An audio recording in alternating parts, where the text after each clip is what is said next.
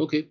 Alors, on est toujours au chapitre 10, hein, et pratiquement au début, on a commencé à passer sur le réchit, et on avait donc vu la semaine dernière qu'est-ce que c'était que le réchit et pourquoi le Maharal pense que, en fait, tout commence par le réchit. Aujourd'hui, je vais encore amener une autre manière de voir ce que c'est que le réchit en essayant de résumer un peu des enseignements de Manitou dont je me rappelle une autre partie dans laquelle j'ai retrouvé. Et on va essayer de découvrir aussi ce que Manitou pense du réchit et la manière dont il l'interprète. Mais on va quand même avancer un petit peu dans le texte, simplement pour introduire une nouvelle facette de ce réchit, qui est ce que dit le Maharal quand il dit Avalma shekatu réchit goïm amalek. En ze sheu réchit tevuato shel Hashem itbarach, rak réchit goïm. C'est-à-dire, nous dit le Maharal, le mot réchit utilisé pour les enfants d'Israël et le mot réchit utilisé pour Amalek est peut-être analogue, mais pas identique. C'est-à-dire qu'il y a une ressemblance entre les deux, mais ça ne veut pas dire exactement la même chose. Parce que dans le cadre d'Israël, quand on dit qu'Israël est le réchit, eh bien, ça veut dire qu'Israël est directement lié au Créateur, est directement lié à Dieu. Et en tant que lié directement à Dieu, il est le réchit, c'est-à-dire le fondement, on l'avait vu la semaine dernière, le fondement de la création. Par contre, quand on parle des Amalek, on ne dit pas qu'il est réchit pour Dieu, on dit qu'il est réchit pour les nations, réchit goïm, c'est-à-dire qu'il est l'essentiel des goïm. Il représente l'identité, on pourrait dire presque typique, archétypique des goïm. Mais ce n'est pas la même chose que Israël. Verotse lomar, nous dit le Maharal, qui bamesha goyim em mechulakim mi-Israël, le davar hazeh amalek ou areshit, qui ou yoter mechulak ou mugdal mi-Israël, mi-she'ar haumot, comme yadou. Et donc, c'est là pour cela, on va s'arrêter là pour le moment, juste pour introduire le sujet. Et donc, nous dit-il, ce qui se passe, c'est que Amalek est bien défini comme réchit. Mais quand il est défini comme réchit, il est défini comme le réchit de la différence, c'est-à-dire ce qui fait, on va dire, l'essence, la substance de la différence. Ce qu'il dit ici dans le terme, Amalek ou réchit de Mechulakim Israël. Quand on parle de ceux qui sont différents, voire contraires à Israël, alors Amalek est véritablement l'essence de ce contraire. Quand on veut dire que par exemple, Israël est positif, alors la négativité serait le contraire d'Israël, Amalek serait l'essence même de la négativité. C'est si on se place simplement d'un point de vue logique avec les termes positif-négatif. Mais ce n'est pas exactement les termes qu'utilise ici le Maharal. Mais ce qu'il veut dire en tout cas, c'est qu'il veut dire ici Mechulakim mi-Israël. C'est en cela qu'il est véritablement le véritable, on peut dire comme ça, le véritable réchit. Il est le véritable réchit des goïms. Les goïms étant différents d'Israël, eh bien, en se mettant face et en se comparant avec Israël, eh bien, on est dans une situation dans laquelle le réchit en question, effectivement, est différent. C'est donc le réchit qui est le réchit des goïms, la façon dont les goïms vont eux-mêmes se présenter. Et c'est de la manière dont ils représentent. OK. Alors maintenant, je voudrais revenir pour essayer de comprendre ce que c'est qu'Amalek et en quoi il est différent d'Israël. Essayer de revenir et de présenter aujourd'hui comment Manitou expose cette idée de réchit. Pour Manitou, il y a la définition du Maharal dans le réchit est liée avec la définition que lui donne dans la Kabbalah. C'est-à-dire que dans ses cours sur la Kabbalah, je me rappelle qu'il avait dit, il a parlé une fois de la différence entre ce que la Kabbalah appelle En Sof, ce qui n'a pas de fin, et la question que la Kabbalah demande sur cette définition, à savoir En Sof, pourquoi l'appelait-on pas Dieu aussi En Réchit? Et c'est là-dessus que le Maharal, que que Manitou a essayé de définir le Réchit en rapport, en relation avec le mot En Sof, En Réchit. Ça, c'est une chose. Mais au départ, ce que remarque Manitou, c'est qu'il existe un Réchit quand on parle de quelque chose qui est Be-Réchit. Bara Elohim et Hashamayim et Haaretz. Ça veut dire Be-Réchit par l'intermédiaire du Réchit, grâce au Réchit. Et donc, Manitou qui s'occupait, et qui, enfin, disons, qui était, pour lui, les définitions étaient toujours des définitions identitaires, c'est-à-dire qu'il essayait à chaque fois de montrer en quoi les choses étaient identiques à elles-mêmes, c'est-à-dire avaient une identité. Il pose la question, qu'est-ce que c'est que être Réchit? Ou d'une autre manière, qu'est-ce qu'on appelle l'identité Réchit? La manière d'être, la façon d'être, d'exister, qui s'appelle Réchit. C'était la manière dont Manitou définissait les choses. Et donc, il demande, au fait, quelle est cette manière d'être qu'on appelle Réchit? Et la réponse qu'il apporte, d'après la définition qu'il donne, c'est, d'après lui, une façon qui consiste à être perpétuellement, infiniment début, commencement. C'est-à-dire, nous dit-il, quand on parle de Réchit, on parle de quelque chose qui est toujours en commencement, qui est tout le temps en permanence début. Évidemment, il ne peut pas avoir de fin, puisqu'il ne fait que commencer. Mais il faut bien voir aussi qu'a priori, il n'a pas non plus de développement. Il ne se développe jamais, puisqu'il commence et qu'il ne fait que commencer. De ce point de vue, et d'après cette définition que Manitou donne, on peut donc maintenant comprendre que quand le Maharal nous avait parlé avant, dans le texte un petit peu avant, sur le fait qu'il y a Israël qui est le Réchit, eh bien, ce que cela veut dire, ça veut dire que Israël est un perpétuel commencement.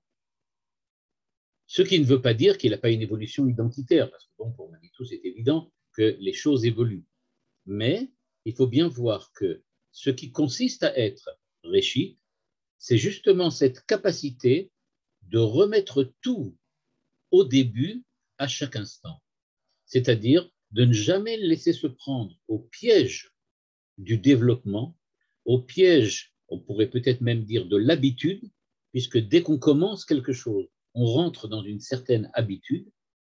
Et donc, pour éviter de rentrer dans les habitudes, eh bien, on est en perpétuel commencement. Et donc, évidemment, on n'a jamais de fin. Ce qui veut dire qu'à chaque fois qu'on va parler… Stéphane, je t'interromps. Oui, c'est toujours le même commencement ou c'est toujours un commencement et ça peut être c'est un autre commencement. C'est-à-dire que c'est un perpétuel commencement. Ça ne peut pas être le même. C'est le même commencement ou non, ça ne peut jamais être le même. Ah, d'accord, ok. Ça ne peut jamais être le même puisque c'est un commencement. Puisque ça commence, ça veut dire qu'il n'y a jamais eu de suite. Non. Il n'est jamais à la suite de quelque chose. Donc, dans cette définition, ce que je dis, c'est qu'il ne peut pas avoir de développement. Or, on sait que chez Manitou, c'est quelque chose qui est un petit peu gênant, parce que lui, il voit toujours le monde dans des définitions identitaires, dans lesquelles il y a l'identité d'Abraham, l'identité d'Yitzhak, etc. L'identité d'Abraham, l'identité de l'hébreu, l'identité du juif, etc. Tout pour lui, ce sont des identités, c'est-à-dire des choses qui évoluent tout en restant fidèles à elles-mêmes, en harmonie avec elles-mêmes. Donc, là, ici, il parle du point de vue d'Israël, et d'après le Maharal, et là, c'est intéressant, parce qu'on comprend la notion de création qui se profile derrière cette définition du Réchit, parce qu'on sait que Bereshit, bara Elohim et Hashamayim et Haaretz, c'est grâce au Réchit que Dieu a créé, c'est ce que le Maharal nous avait enseigné. Et donc, quand le Maharal nous avait enseigné, donc Bereshit, bara, que la création s'est faite par un Réchit, à partir d'un Réchit, grâce à un Réchit, dans un Réchit, etc., etc., eh bien, ça veut donc dire qu'il y a une permanence du recommencement. Sans arrêt, ça commence. Et donc, comme on l'avait dit la semaine dernière, ça sous-entend bien, comme on l'avait explicité la semaine dernière, que la création est perpétuelle. C'est ça ce qui veut dire être un perpétuel commencement. C'est donc dire que ce réchit qui n'a pas de fin est donc un réchit qui commence tout le temps, et puisqu'il commence tout le temps, et ça correspond à ce qu'on a dit la semaine dernière, comme je l'ai rappelé, eh bien, ça veut dire qu'il y ait en permanence Bria. Et on avait expliqué que quand on parle de quelque chose qui se crée à chaque instant, eh bien ça veut dire, en d'autres termes, Ashgachat Hashem. Ça veut dire que Dieu est présent tout le temps. Si Dieu est présent tout le temps, donc il est là pour nous. C'est ça ce qu'on appelle la Ashgacha. Donc, le fait de parler de Ashgacha, le fait de parler de Shrina, le fait de parler de Réchit, on va le voir tout de suite, le fait de parler de En Sof, tout cela, c'est en fait sous l'égide de la même définition, ou peut-être de la même intuition, qui est l'intuition de perpétuel recommencement, perpétuel commencement. C'est-à-dire, nous dit donc Manitou, que tout ce qui est Réchit dans le monde, parce qu'il y a plusieurs choses comme ça, il y a Israël, il y a la Torah, on l'a vu dans le texte que le Maharal avait ramené. Donc, tout ce qui va s'appeler Réchit va devenir de facto éternel. Quand on va dire qu'Israël est Réchit, ça veut dire qu'il est un perpétuel commencement, donc il est éternel. C'est pour ça qu'on l'appelle En Sof, sans fin. Il n'a pas de fin. On verra par la suite, j'ai trouvé un endroit dans lequel Manitou explique autrement le mot En Sof. Mais pour le moment, on va le prendre de cette manière-là. Il n'a pas de fin parce qu'il n'est qu'un début. Il ne peut être qu'un début. Et ce qui veut dire, d'après Manitou, qu'on peut retrouver dans la Torah, par exemple, cette idée-là par la notion du chidouche. Qu'est-ce que c'est que le chidouche? C'est justement la capacité que la Torah a à entrer dans un renouvellement perpétuel sans fin. C'est-à-dire que, quoi que fasse la Torah, grâce à la Torah chez Béalpé, il y a quelque chose qui reste là en permanence. Quelque chose qui reste là en permanence, qui est tout le temps là. C'est ça le chidouche. Le chidouche, c'est pas que la Torah change ou que la Torah est nouvelle. Elle n'est pas nouvelle, elle se renouvelle perpétuellement. Il y a tout le temps du nouveau, puisque c'est l'essence même de la Torah, nous dit le Maharal. Ça veut dire que ça continue à être un commencement sans fin. Et donc la Torah est donc une espèce d'être éternel, on va dire de cette façon. Qu'est-ce que Dieu a créé, donc qu'on appelle Réchit? Eh bien, le Maharal nous le dit, il s'agit de la Torah et d'Israël. Voilà, ce sont les deux réalités qui sont véritablement éternelles, donc maintenant, puisqu'ils sont Réchit. C'est ce qu'il nous a expliqué. Donc, la chala aussi, c'est Réchit. Pardon? La chala, Réchit Arisotechem. Réchit Arisotechem. La Gemara dit, elle part sur Trouma.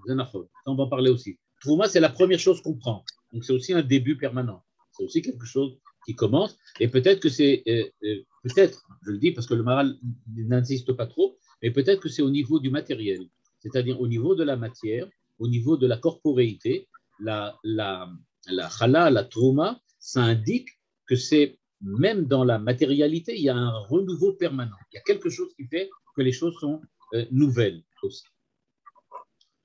D'un certain point de vue, comment peut-on imaginer? On peut imaginer que Dieu crée quelque chose d'éternel. C'est-à-dire que, a priori, la notion de création, elle est une notion qui, par hypothèse, commence dans le temps. Elle débute à un certain moment. Or là, on est en train de voir, d'après ce que dit le Maharal et la manière dont le Manitou lit le Maharal, quand il parle du Réchit, évidemment, il a à l'esprit tout ce que le Maharal a écrit. Donc, il voit bien qu'il parle de création et d'éternité. Et a priori, c'est un petit peu une contradiction en soi. C'est un petit peu paradoxal. On ne peut pas créer de l'éternité. L'éternité, elle est tout le temps. Alors, qu'est-ce que ça veut dire?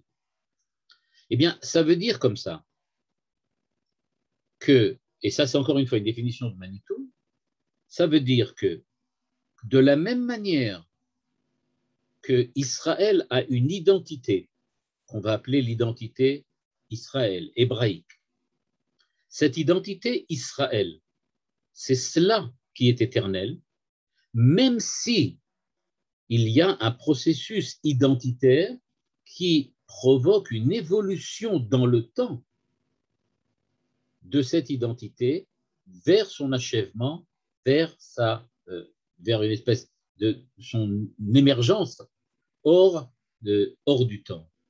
C'est-à-dire qu'il peut y avoir dans le temps une évolution, mais à partir du moment où elle devient parfaite, elle est dans l'éternité.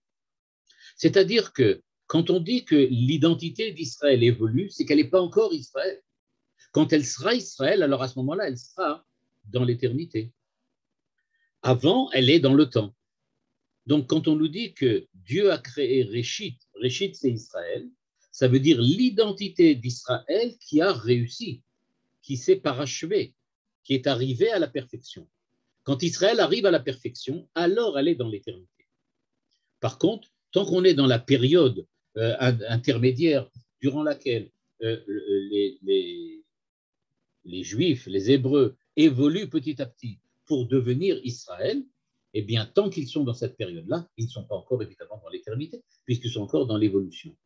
C'est une fois qu'ils sont arrivés à la perfection de leur identité qu'on peut dire qu'à ce moment-là, ils sont véritablement rentrés dans la période éternelle. C'est-à-dire,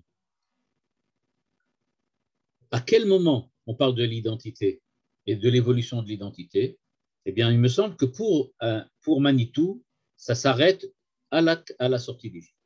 C'est-à-dire que jusqu'à la sortie d'Égypte, on peut peut-être même avancer un petit peu et dire qu'on parle de Yaakov, hein, d'après ce qu'on sait des cours de Manitou, jusqu'à la sortie d'Égypte ou à la fin, ou à Yaakov, à la création de la famille de Yaakov, qui va devenir Israël. Eh bien, quand Yaakov devient Israël, ou quand les enfants d'Israël sortent d'Égypte et deviennent Am Béné Israël, dans les deux cas, on a terminé l'évolution identitaire d'Israël et nous sommes maintenant dans une situation dans laquelle Israël est devenu un commencement perpétuel, c'est-à-dire éternel. Donc, d'un côté, c'est intéressant de savoir que c'est à ce moment-là que Israël ne sera plus du tout et plus jamais remis en cause, parce que dès qu'Israël est devenu Israël, ça y est, c'est fini. L'identité d'Israël, on y est parvenu au moins avec un élément qui s'appelle Yaakov, ou bien avec un peuple au moment où les enfants d'Israël sortent d'Égypte. Mais dans les deux cas, on arrive à une situation dans laquelle il y a une réalisation de l'identité d'Israël. Cette réalisation signifie que maintenant, Israël est rentré dans l'ordre du Réchit, c'est-à-dire du commencement, du renouveau perpétuel. Et ce renouveau perpétuel signifie aussi par ailleurs que le peuple est éternel, qui ne peut plus être mis en question. Par contre, nous dit-il, Manitou, dit que chez les Goïm, chez les Oumot, c'est pas comme ça. Chez les autres peuples, dans les autres nations, eh bien, chaque nation a son histoire, c'est-à-dire elle a un début, un commencement, puis une apogée, puis elle disparaît. Par contre, Israël, c'est différent. L'identité d'Israël, elle, est éternelle. Ce qui veut dire que le rôle qu'Israël a joué en tant qu'identité parmi les nations est donc un rôle qui va, on peut dire comme ça, traverser l'histoire humaine depuis la création du monde jusqu'à l'époque messianique, puisque c'est les seuls qui vont rester véritablement éternels, c'est-à-dire qui vont être en permanence présents dans l'histoire. Des nations peuvent intervenir et disparaître. Israël sera toujours là et aura toujours un rôle à jouer. Par contre, les nations, non, ce n'est pas nécessaire. Ça peut très bien être complètement autrement.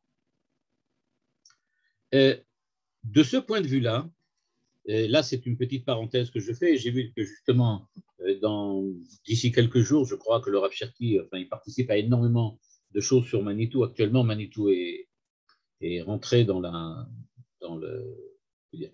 mainstream et tout le monde, il y a tout le temps des cours et des conférences, etc. sur Manitou. Et donc, c'est très bien d'avoir un écho. Alors, je crois que prochainement, le Rav Cherki, j'ai vu une fois, va donner un cours sur le christianisme et l'islam. Alors, justement, en rapport avec cette notion de Réchit, Manitou parle d'Israël en relation avec le christianisme. C'est-à-dire, par exemple, dit-il, dans un de ces textes que j'ai trouvé, il dit la chose suivante. À partir du moment où Israël est reconnu comme éternel, comme renouveau perpétuel, donc comme divin, eh bien, c'est cela ce que les chrétiens ont fait quand ils ont décidé de choisir un homme qui est là pour sauver le monde. C'est-à-dire, en fait, qu'est-ce qu'ils ont fait? Ils ont reproduit sur Jésus l'image d'Israël en tant que Réchit. C'est-à-dire, ils ont fait de Jésus un nouveau Réchit. C'est-à-dire, Dieu se fait homme pour sauver le monde. En fait, c'est pas ça qui s'est produit. Dieu, d'une certaine manière, s'est fait Israël pour sauver le monde. C'est-à-dire que Dieu a fait Israël pour sauver le monde. Mais il n'a pas créé Jésus. Mais eux, ils ont repris ça. C'est-à-dire, ils ont pris le personnage de Jésus, ils l'ont pris et ils l'ont incorporé, d'une certaine façon. Ils lui ont incorporé le rôle messianique qu'avait Israël. Donc maintenant, Israël, on n'en a plus besoin puisqu'il y a Jésus. C'est lui qui fait tout. Bon, Et pourquoi une seule personne et pas tout un... Pourquoi une seule personne, c'est pas suffisant? Pour eux, c'est largement suffisant, il suffit d'un seul homme. On aurait pu prendre tous les chrétiens, par exemple. Non, il y a l'Église. L'Église, ça joue un certain rôle aussi. On dit que Israël, pardon, que l'Église est Bérous Israël. C'est-à-dire que c'est le vrai Israël maintenant, c'est l'Église.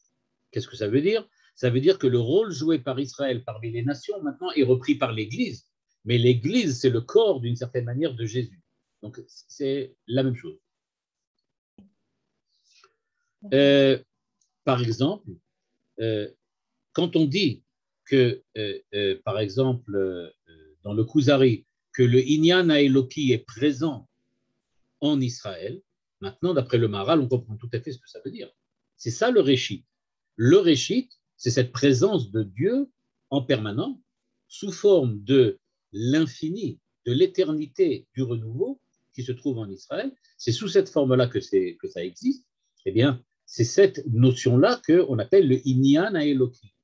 Alors, le Rav Kook expliquait que Inyan Haeloki, ça veut dire que c'est Dieu qui s'intéresse à Israël. Inyan Haeloki. À Dieu Eloki, Yeshlo Inyan Israël. On pourrait aussi le lire de manière un petit peu différente en disant non, Inyan Haeloki, ce n'est pas Dieu qui s'intéresse à Israël, mais c'est Dieu qui s'intéresse au monde. Et c'est ça ce qu'on appelle Israël.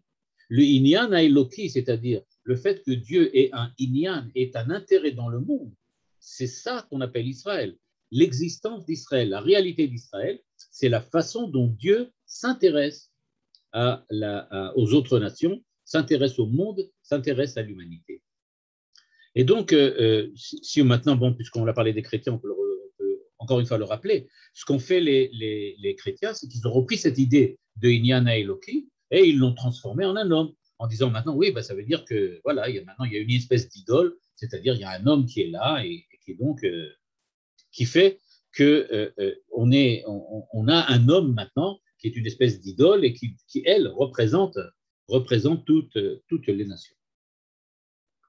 OK. Pour revenir donc sur cette idée-là, bien que Israël va, en fin de compte, arriver à créer sa propre identité, l'identité Israël, l'identité Réchit, eh bien, à la différence du messianisme chrétien qui voit qu'une fois que le Messie est arrivé, on est passé à l'époque de la grâce, et puisqu'on est à l'époque de la grâce, il n'y a plus besoin de faire aucun effort, nous sommes arrivés au paradis. Au contraire, l'idée même que Israël est Réchit sous-entend qu'on est Réchit, c'est-à-dire le début, pas la fin. C'est-à-dire que tout commence par ça. C'est à partir du moment où on est vraiment Israël que vraiment tout commence. C'est au contraire pas du tout, c'est pas du tout ce qui s'est fini. Et donc, l'idée donc d'Israël, c'est que on va constituer une identité qui maintenant est permanente. C'est-à-dire, elle est un renouveau permanent. Et même si on peut dire comme ça d'une certaine façon, on pourrait croire qu'il y a une certaine fin, eh bien cette fin-là n'existe pas. Parce que chaque fin est liée à un commencement. Et donc, quoi qu'on fasse, quoi qu'on arrive, la véritable valeur qui fait que le peuple juif, que Israël est éternel, c'est-à-dire qu'il est présent dans l'histoire de manière permanente, comme un renouveau permanent, c'est précisément qu'il est rattaché à son identité d'hébreu, ce que Manitou appelle tout le temps l'hébreu, l'hébraïsme.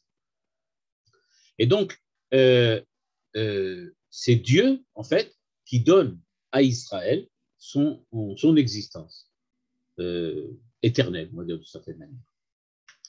C'est pas pour rien, derech Hagav, que la Torah dit, que la Gemara dit que toutes les fêtes vont disparaître par la suite, parce que, effectivement, quand on arrivera au temps où toutes les fêtes vont effectivement disparaître, c'est-à-dire qu'on n'aura plus besoin de fêter une facette de l'identité d'Israël à chaque fois, et surtout, on n'aura plus besoin de fêter le renouveau de Pessah, par exemple. On n'aura pas besoin de fêter le renouveau à Pessah ou le don de la Torah Sheba'al Peh à Shavuot, parce qu'on aura déjà atteint l'identité d'Israël, et donc cette identité, elle se suffit à elle-même, et c'est précisément à Purim qu'on l'a obtenue de la façon peut-être la plus probante. Ok, donc comme je l'ai dit jusqu'à maintenant, donc de ce point de vue-là, Manitou donc explicite ce qui est écrit dans le Maharal et nous interprète le Maharal en disant le réchit du Maharal, c'est Israël parce que c'est un renouveau permanent. Mais la source véritable, on peut dire, sur laquelle Manitou se fonde pour interpréter le Maharal, c'est-à-dire ce que je vais vous faire maintenant, c'est vous montrer la petite cuisine du Maharal, de Manitou. C'est pas que je l'ai fait, lui-même l'a fait d'ailleurs dans un de ses cours. Il va en fait nous montrer que derrière tout ça, il y a la lecture de la Kabbalah. Parce que dans la Kabbalah, on parle du En Sof. On parle du En Sof. C'est-à-dire qu'on parle du fait que la création du monde se fait avec le Tzimtzum, etc. Je ne rentre pas dans tous les détails que Manitou explicite dans ses cours sur le Sha'arei Orah et sur la Kabbalah, dans lequel il explicite qu'est-ce que c'est que le Tzimtzum, qu'est-ce que c'est que, etc. Il fait la différence entre ce qu'il appelle Or En Sof et En Sof. En Sof, celui qui n'a pas de fin, l'infini, et Or En Sof, qui est la lumière infinie. Parce que, nous dit-il, on appelle En Sof, et c'est ce qui m'intéresse moi, En Sof, c'est Réchit. Pourquoi Réchit? Parce que, nous dit-il, que En Sof, celui qui n'a pas de fin, c'est celui qui vit une identité qui consiste à être un commencement perpétuel, constamment un commencement. C'est-à-dire qu'il n'a pas de fin, parce que c'est tout le temps comme ça. C'est-à-dire, la réalité dont on parle ici, c'est Bereshit, bara Elokim et hashamayim et haaretz. Ça veut dire que la création du ciel et de la terre est en perpétuel commencement, avec un réchit. C'est ça ce qu'on appelle un réchit. Et donc, quand on vit au niveau de cette définition du En Sof, alors on retombe exactement sur la définition du Maharal, à savoir la définition du Réchit en tant que commencement perpétuel. Par ailleurs, le Réchit en question, et le Maharal y avait insisté quand on l'avait vu la semaine dernière, il avait insisté que Dieu a d'abord créé le Réchit, puis il avait agi sur le Réchit pour continuer. C'est-à-dire en fait qu'il avait créé un Réchit qui avait une certaine évolution. C'est-à-dire que le Réchit était là avant le monde et qu'à partir du monde, à partir du Réchit, le monde a été créé. C'est-à-dire en fait qu'il est créé avant le monde et il est comme la racine du monde. C'est-à-dire qu'il y a comme un projet divin qui doit se réaliser dans l'histoire. Et donc, le Réchit en question va nous dire, eh bien, il y a d'une part ce qui est tout le temps en renouveau permanent et qui est créé quasi parfait dès le départ, et ceux qui vont devoir évoluer pour pouvoir adhérer à cette identité de Réchit, et dont l'existence est présente, mais ne sont pas encore réalisés du point de vue de leur projet. C'est-à-dire, si on reprend de cette manière-là, on peut voir Israël donc de deux façons. La période qui va aller jusqu'à la sortie d'Égypte, c'est la période durant laquelle Israël va évoluer et donc il est en devenir de Réchit. Mais c'est ça le Réchit aussi. Le Réchit, c'est aussi cette capacité-là à évoluer pour devenir Réchit.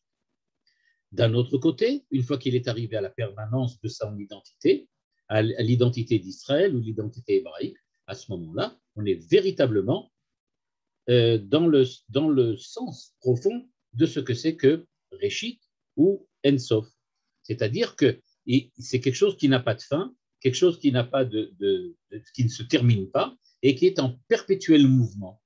Et les choses dont on parle ici sont évidemment la Torah et Israël. C'est-à-dire que la Torah et Israël sont tous les deux en perpétuel recommencement ou en perpétuel commencement, et c'est eux qui nous permettent donc de voir et de comprendre pourquoi le monde évolue comme il évolue et pourquoi le monde se transforme de la façon dont il se transforme. Tout ça, eh bien, tout ça, c'est quand on parle de Réchit en tant que Réchit. Mais dans le texte ici, le Maharal veut nous parler aussi de Amalek. C'est-à-dire qu'il y a quand même dans Amalek quelque chose de différent.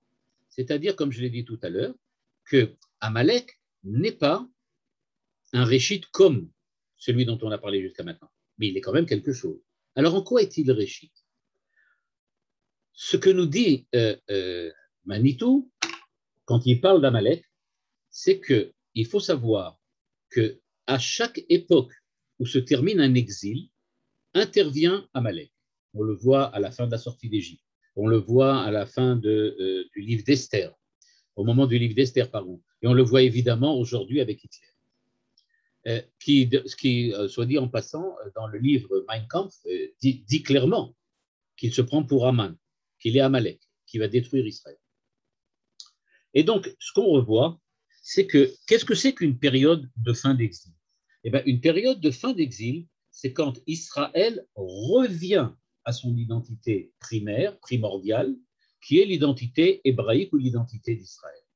Quand il revient à cette identité-là, eh bien, à ce moment-là, on retrouve Amalek intervenu. Et pourquoi?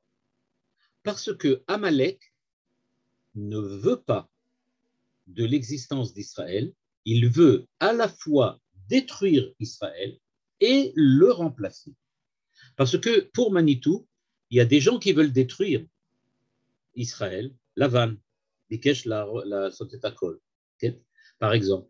Il y en a d'autres qui sont en concurrence, qui veulent le remplacer. Okay? Et donc, à chaque fois, il y a ceux qui veulent détruire, ceux qui veulent le remplacer. Il y a donc des rivalités permanentes. Ces rivalités permanentes, donc, nous dit Manitou, elles se deviennent ceux qui veulent détruire et ceux qui veulent remplacer, okay? Et ceux qui veulent prendre la place ou ceux qui veulent essayer d'être comme, eh bien, Amalek fait tout à la fois. Il veut détruire et remplacer.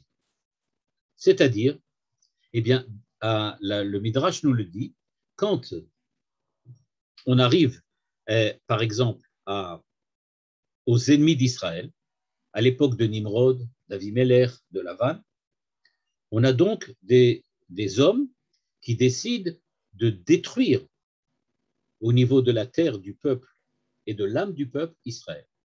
Par contre, on a Lot, Ishmaël et Esav qui essayent, eux, de remplacer.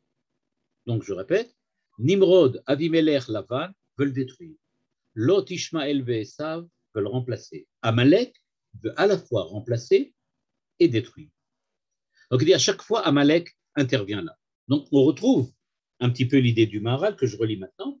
Il nous dit Amalek ou Réchit. Pourquoi? Ou Yoter Mechulak ou Mouvdal, mi Israël, mi She'ara Umot. Il est différent des autres peuples. Nimrod, Avimelech et Lavan veulent seulement annuler, mais ils ne veulent pas remplacer, ils ne veulent pas dire qu'ils sont nouvel Israël. Par contre, Lot, Ishmael et ça veulent remplacer. Lui, il veut faire les deux. Remplacer, dire qu'il est le vrai Israël, et d'un autre côté, détruire complètement Israël. Et donc, ce qu'il nous dit, c'est que Amalek a donc cette capacité d'être extrêmement dangereux,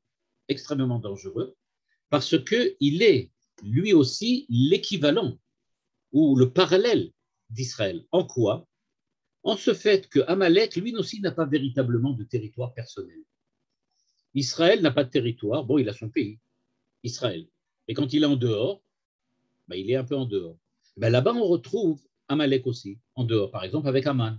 Aman, là-bas, et donc, il se situe dans le monde de l'époque, dans l'empire de l'époque, un petit peu comme Israël aussi. Il est dispersé parmi les nations là-bas, parmi les 127 nations, mais il ne fait pas vraiment partie, Amalek, de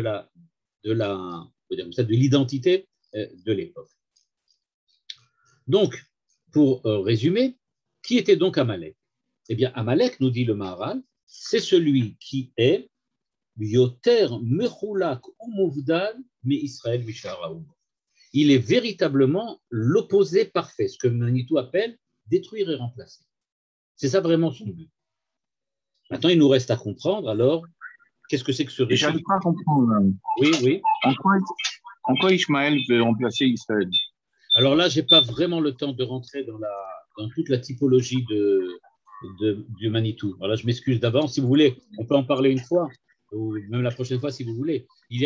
Manitou a tout un très long développement dans lequel Lot, Ishmaël et Esav sont des concurrents de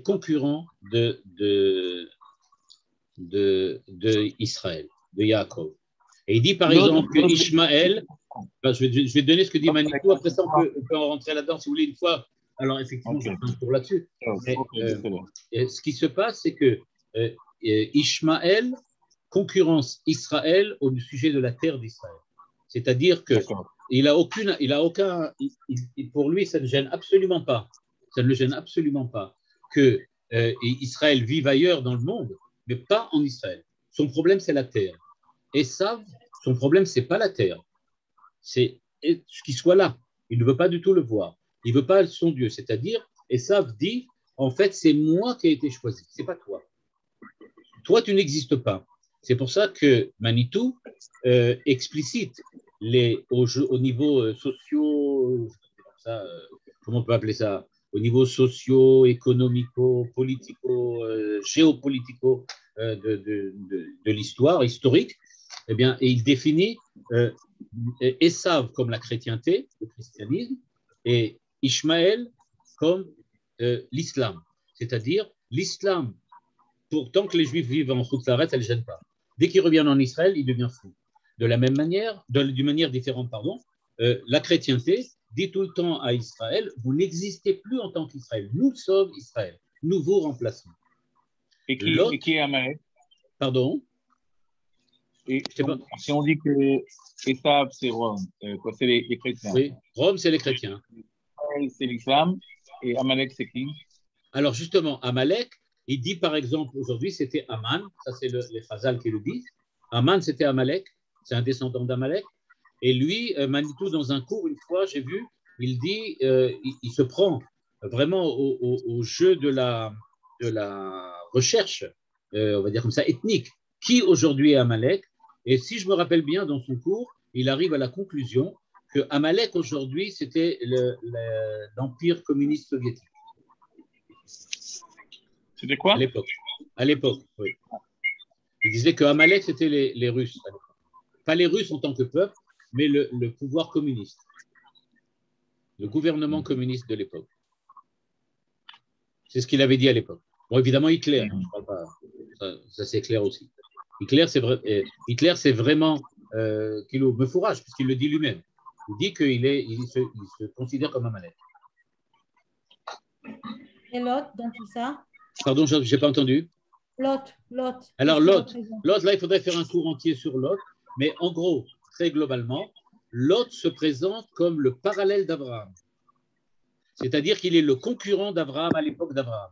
De la même manière que Ishmaël est le concurrent de Yitzhak à l'époque d'Yitzhak, et que Esav est le concurrent de Yaakov à l'époque de Yaakov. Le concurrent de Abraham, c'est Lot. Il vient aussi en Israël, il veut aussi prendre la terre d'Israël. Il est aussi considéré comme le juge, le prophète parallèle à Abraham, et etc. C'est-à-dire qu'on voit qu'il a eu la volonté d'essayer d'être comme Abraham. Et ce n'est pas pour rien que Dieu va le sauver aussi. Il est considéré comme un tzaddik. Ah, c'est la question que tu as demandé. Ok. D'accord. Ok, donc ça c'est les termes donc avec lesquels Manitou explicite tout ça. Alors si vous voulez, la semaine prochaine je peux faire un cours là-dessus si ça vraiment vous voulez. Parce que moi je pourrais vous montrer d'après Manitou comment il reprend les versets de Sefer Bereshit et il montre en image de façon très très claire qu'est-ce qu'il y a, comment il voit ça. Personnellement, c'est pas nécessaire d'adhérer automatiquement à tout ce que dit Manitou sous prétexte que c'est Manitou qui le dit. Mais c'est une pensée intéressante qu'il faut en tout cas avoir à l'esprit quand on parle des thèmes du Maharal, parce que Manitou, c'est en fait un grand parshan du Maharal, comme il était un grand parshan, un grand commentateur de la Kabbalah aussi. On va juste peut-être avancer encore un petit peu, juste 2-3 minutes. Umipne, qui Israël aime Reshit Ametziut, la reine aime Ikar Ametziut. Deux choses. Puisque Israël, nous dit le Maharal, était le Reshit HaMetziut, c'est-à-dire le commencement perpétuel de ce qui fait le renouveau, ce qui fait la créativité, la création à l'intérieur du monde, eh bien, elles sont Ikar HaMetziut. Parce que qu'est-ce que c'est que Ikar? C'est l'essentiel. Ce qui se révèle au début. C'est-à-dire, quand on crée quelque chose, on crée la chose. On commence par créer la chose. Donc, on a créé l'essence de la chose dès le départ. Donc, le monde, l'humanité a été créée dès le départ. Et donc, ce qui a été créé dès le départ, c'est Israël. Et donc, Israël est le départ du monde. Et donc, il est le Ikar du monde. והאומות שאינם ראשית, אין להם דבר זה, לכן הם רק תוספת. Et donc, nous dit-il, il y a une différence de nature entre Israël et les nations, mais pas du tout là où on le cherche. Ce n'est pas du tout une différence au sens de la peau ou les os sont différents. Ce que ça veut dire, c'est qu'au niveau de l'identité, on ne parle pas du tout d'une même identité. L'identité d'Israël, c'est une identité en renouveau permanent, c'est-à-dire qu'elle devient Israël et elle permet au monde d'être tout le temps en rapport avec l'éternité de Dieu, c'est-à-dire qu'elle est capable de montrer et d'amener l'homme à percevoir le divin comme une présence permanente avec lui. C'est ce que le rôle d'Israël. Ce rôle-là, c'est Israël qui le remplit. Les nations ne sont que ceux qui sont guidés, aidés par Israël, Israël étant le moteur de ce processus. Donc, ce que dit le Maharal ici, c'est qu'il dit qu'il y a une différence avec les nations. Les nations sont portées par le vecteur qui s'appelle Israël. Le vecteur du processus, c'est Israël, et ce qui porte, et ce que ce vecteur porte, c'est les nations. Donc, les nations sont entraînées grâce au vecteur d'Israël. Mais donc, bien qu'ils soient tous dans le même mouvement, qui est un mouvement d'élévation, de relation avec le Créateur, il n'empêche que dans ce mouvement-là, eh bien, Israël a un rôle différent, une identité différente. L'identité d'Israël, c'est l'identité du renouveau permanent. L'identité des nations, ce n'est pas une identité de renouveau, c'est une identité un peu plus passive, on va dire de cette manière-là, plus passive, qui subit le renouveau, mais ne le crée pas. Et c'est ça ce qu'on verra la prochaine fois. Je finis juste la phrase.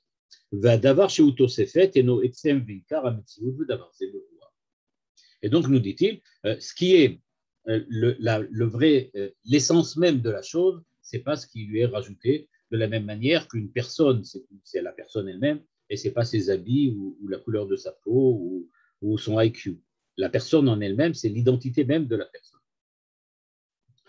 Bon, on va juste s'arrêter là, et donc la prochaine fois, on continuera, et on verra comment la différence entre Israël et les nations, qui va servir en fait de fil conducteur dans tout le chapitre, puisqu'il va parler en fait dans ce chapitre-là, et dans le chapitre suivant, de la relation particulière, comme j'avais expliqué, entre Israël et les nations, c'est-à-dire Israël en galoute, Israël qui revient, etc. Tout ça, ça va être Donc, les sujets permanents que le Maharal va aborder dans les 2 très longs chapitres qu'on a commencé. Il y a une Euh, relation avec